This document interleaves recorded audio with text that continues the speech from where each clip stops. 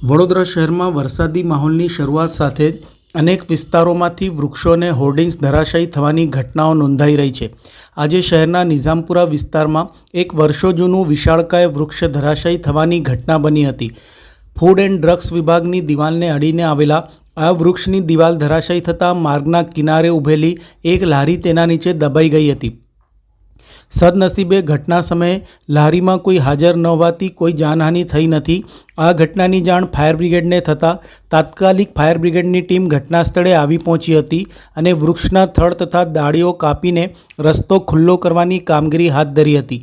શહેરમાં વરસાદના આગમન સાથે આવા ઘટનાઓના કોલ સતત ફાયર બ્રિગેડને મળી રહ્યા છે। વૃક્ષો અને નબળા હોર્ડિંગ્સની તકેદારીપૂર્વક તપાસ અને ઝડપી પગલાં લેવા માટે સ્થાનિક તંત્ર દ્વારા વધુ પગલાં લેવામાં આવવા જરૂરી બની ચૂક્યા છે।